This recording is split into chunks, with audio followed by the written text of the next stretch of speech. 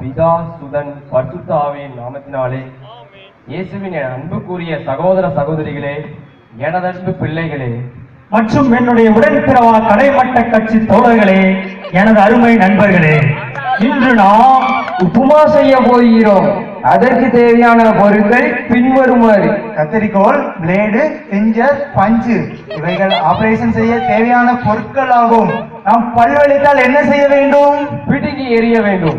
உங்கள் கண் பாவத்தில் விழ செய்தால் பிடுங்கி எறிந்து விடுங்கள் என்று இயேசு அருமையாக கூறுகிறார். கூறட்டும், நாம் ஏன் கவலைப்பட வேண்டும்?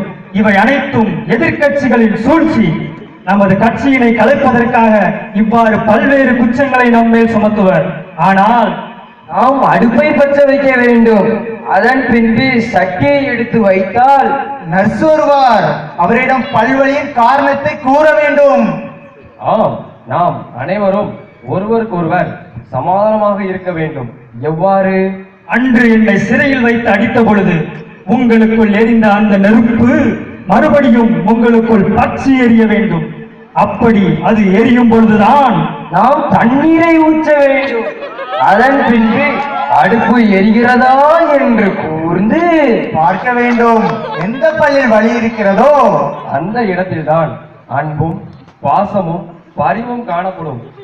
நாமும் அதே போல் அவர்களின் ஆட்சியையும் கட்சியையும் மக்களிடம் இருக்கும் அனைத்து மரியாதையையும் அவர்களுக்கு கிடைக்க விடாமல் மக்கள் மத்தியில் இருக்கும் ரவையை எடுத்து சட்டியில் போட வேண்டும். அதன் பிறகு கரண்டியை எடுத்து பல்லை புடுங்க வேண்டும். பல் முழுவதும் சுத்தையாக இருந்தால் பெருகுவதை தவிர வேறு வழியே இல்லை. ஆனால் இயேசு வழி இருக்கிறது என்று கூறுகிறார். நானே பிதாவிடம் செல்லும் வழி என்று கூறுகிறார். எனவே நாம் அனைவரும் நம் கட்சியின் வேலையை ஏற்று ஒரே ரத்தம் ஒரே கட்சி என்று காட்டும் விதமாக அதே நேர் வழியில் செல்வோம். செல்லும் பொழுது நம் கட்சியின் கொள்கைகளை குப்பையில் போட வேண்டும். இவை அனைத்தும் வேண்டாதவை. நமக்கு தேவையானவை வெட்டி வைத்த வெங்காயம், கருவேப்பிலை முதலியவற்றை பல்லை பிடுங்கிய இடத்தில் வைக்க வேண்டும். இப்படி வைப்பதன் மூலம் இரத்த கசிவு வராமல் தடுக்க முடியும். வலியும் குறையும். இல்லை, குறையாது. இறைவனின் அன்பு ஒருபோதும் குறையாது. அது நீளமும் அகலமும் தொலைவினையும் கொண்ட பல பாலங்களை கட்டித்தருவோம் என்று சொல்வார்கள். பல பல்கலைக்கழகங்களை கட்டித்தருவோம் என்று சொல்வார்கள். ஆனால் இவையெல்லாம் நாம் நம்பிவிடக் கூடாது. இவை அனைத்தும் பக்குவ நிலையை அடைந்து விட்டதா என்று பார்த்து சிறிது உப்பை எடுத்து தூவ வேண்டும். இவ்வாறு செய்வதால் மீண்டும் பல்வலி வராது. அவ்வாறு மீண்டும் வலி வந்தால் ஜெபம் செய்ய வேண்டும் என்று இயேசு கூறுகின்றார். எப்பொழுதெல்லாம் நேரம் கிடைக்கின்றதோ அப்பொழுதெல்லாம் நமது கட்சிக்காக உண்ணாநிலை போராட்டம் செய்ய வேண்டும். செய்வீர்களா? இதன் மூலம் நம் கட்சியின் பலம் என்ன என்பது தெரியாது. நாம் மட்டும் சாப்பிட்டு பார்த்தால் பக்குவம் தெரியாது.